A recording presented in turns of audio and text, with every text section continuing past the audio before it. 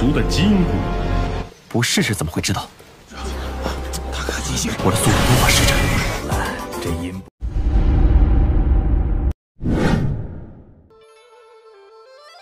Halo guys, bagaimana kabar kalian hari ini? Mudah-mudahan tetap semangat, sehat jiwa raga. Bertemu kembali bersama Lengko Mupi di pembahasan alur cerita Donghua Spoiler Battle Through the Heaven episode 101. Seperti biasa, buat kalian yang belum subrek, bantu tolong subrek dulu dan nyalakan loncengnya, biar gak ketinggalan lagi update terbaru dari channel Lengko Mupi. Playlist untuk Donghua ini juga sudah tersedia, jadi jika kalian masih bingung belum nonton episode sebelumnya, silahkan dibuka saja playlistnya. Dan jika ada notifikasi melayang-layang di layar kaca Anda, harap buka dengan rasa hati ikhlas ya geng. Kalau sudah seperti itu tak perlu malas-malas, langsung saja kita digas.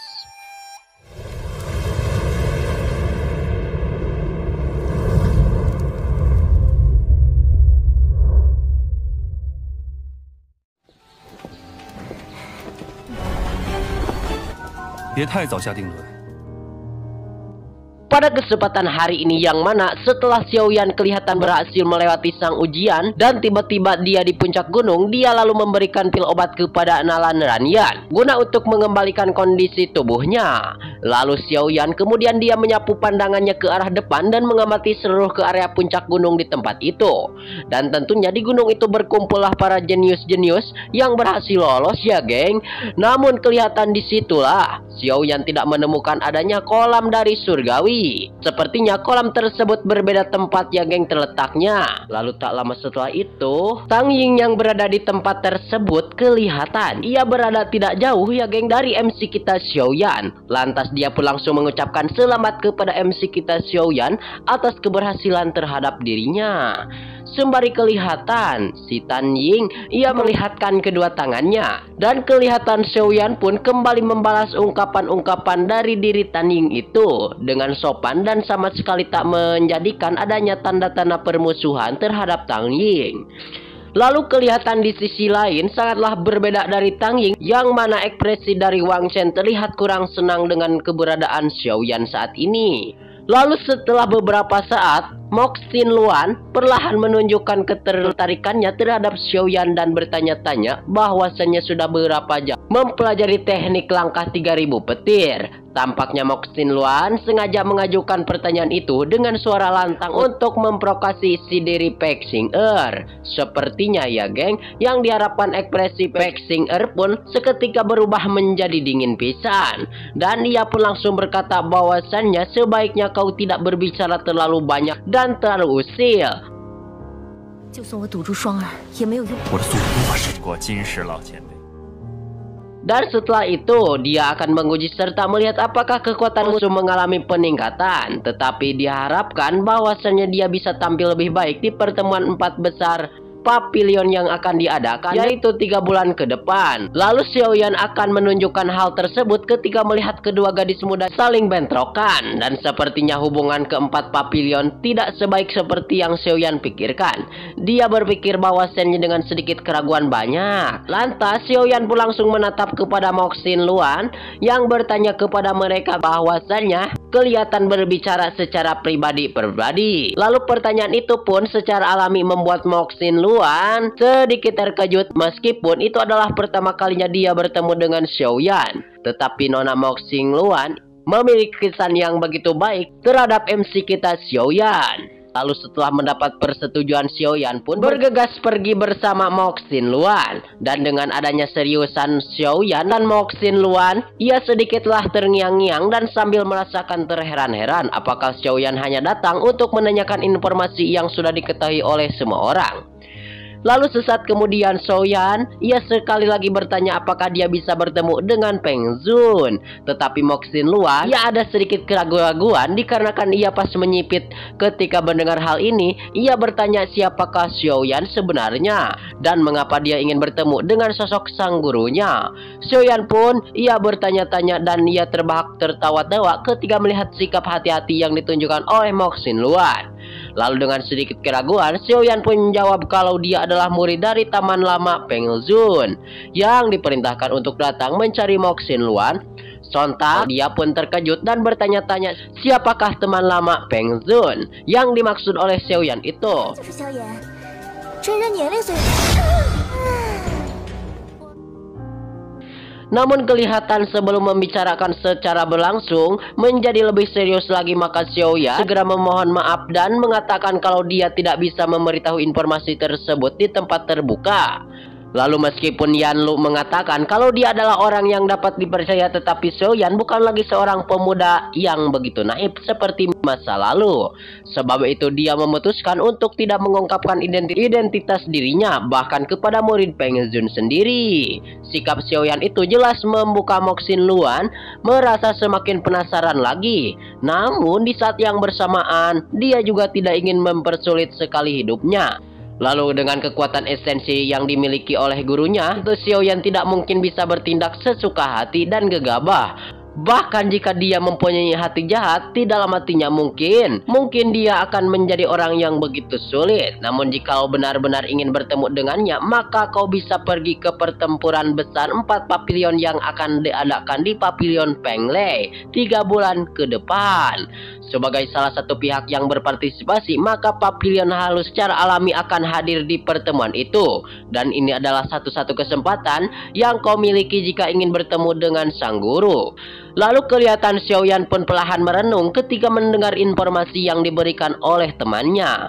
Dan setelah apa yang dia lakukan terhadap papilion Penglei di cabang utara, lantas bagaimana bisa pergi dengan tenang dan terang-terangan. Ketika berhadapan dengan Pei Tian saja, Xiaoyan hampir tidak memiliki kesempatan untuk melarikan diri ya geng. Apalagi jika harus menghadapi para elit-elit yang ada di markas pusat.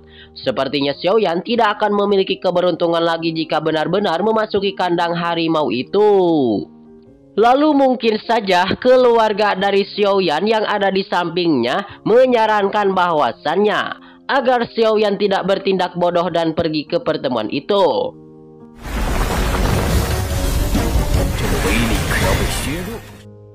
Mengingat selain Peng Zunzer, masih ada 3 ketua papilion lainnya yang hadir, termasuk Lai Jun sang ketua dari papilion Penglei yang memiliki konflik dengan Xiaoyan.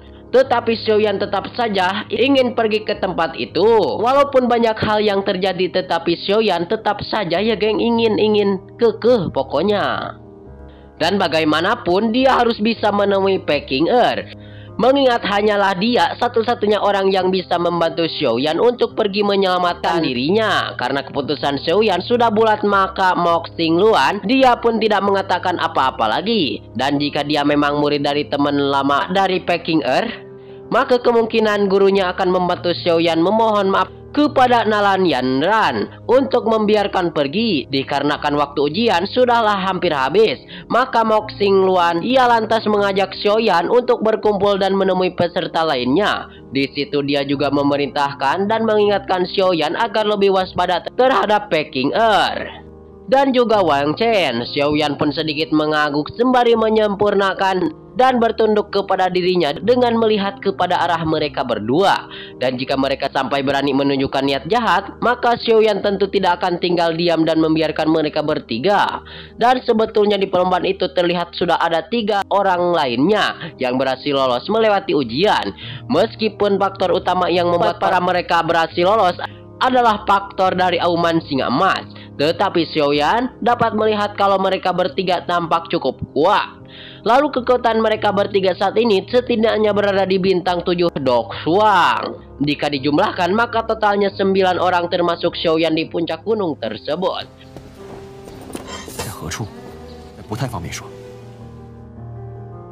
Lalu kota yang disediakan hanya 8 tempat kursi saja. Dan dengan kata lain salah satu dari mereka harus mundur dan kehilangan kesempatan untuk memasuki kolam jarit surgawi. Sementara itu para ahli yang sebelumnya sudah gagal hanya bisa menghelakan napas panjang-panjang. Selain itu ujian telah habis, kini puncak gunung juga sudah ada lebih dari 8 peserta yang akan menandakan kalau mereka tidak memiliki peluang lagi untuk bersaing. Selain beberapa waktu itu Jin Si lantas melihat kepada arah para peserta yang gagal dan mengatakan kalau anggota atau yang sudah kalah maka harus keluar. Dan setelah mengatakan itu, tetua Jinshi lalu pergi menghampiri kelompok Xiaoyan dan memberitakan kepada mereka untuk mengikuti kelompok Xiaoyan, dan sontak ia pun bergegas berganti ke belakang tetua Jinshi. Tak lama kemudian mereka akhirnya tibalah di sebuah kolam air yang dipenuhi global energi melimpah. Di situ Xiaoyan dapat melihat ada sebuah gunung berapi yang sangat luas dan begitu besar. Dan di tengah gunung tersebut terdapat sebuah kolam berisikan kelapa merah yang terus melonjak setiap saat. Tetua Jinshi pun menunjuk ke arah kolam itu dan berkata, "Itu adalah kolam dari surgawi yang kalian cari. Namun saat ini, energi yang harus ada di dalam diri mencapai kondisi puncak. Jika kalian ingin mendapatkan efek maksimal, maka kalian harus menunggu ketika energi dari seluruh pegunungan mata surgawi berkumpul di kolam ini." Selain itu, tetua Jinshi juga memperingatkan kalau di dalam kolam dari surgawi ini terdapat racun api yang sangat berbahaya. Oleh karena itu, mereka hanya bisa berendam di kolam itu selama 3 hari. Lalu jika lebih dari 3 hari, maka racun api akan masuk ke dalam tubuh mereka dan sangat sulit untuk disembuhkannya. Lalu bagaimanapun racun api itu telah terakumulasi selama bertahun-tahun. 此乃我遇的地方，会更加凶险。 Selain beberapa racun tingkat tinggi, kemungkinan besar tidak ada seorang pun yang bisa menghapus dari racun itu. Kata-kata ini secara amik membuat semua orang pun terkejut. Mereka tak menyangka akan ada bahaya seperti itu di dalam kolam dari surgawi. Ya, di saat yang bersamaan, Xiaoyan akhirnya mengerti bahwasannya kalau sidang dialami oleh tetua Jinshi sepertinya ini berkaitan dengan racun api. Tetua Jinshi pun sama sekali tak menghiraukan reaksi semua orang. Dia pun perlahan membalik dan meminta Xiaoyan untuk mengikuti secara pribadi dengan sedikit keraguan. Xiaoyan pun akhirnya mendekati kepada tetua Jinshi ke sebuah pavilion batu yang terletak cukup dekat dari lokasi kolam darah. Dan di tempat ini Xiaoyan juga bertemu dengan tetua Jingyu yang dia temui saat berada di dalam perjalanan sebelumnya. Lalu sesampainya di tempat itu tetua Jinshi, ia langsung melihat ke arah Xiaoyan sembari bertanya, "Anak kecil, apakah kau tahu alasan mengapa dia memanggilmu ke tempat itu?" Dan kelihatan Xiaoyan pun terpejam sesaat dan menjawab bahwasannya apakah semua itu berkaitan dengan luka dalam yang dialami oleh tetua Jinshi.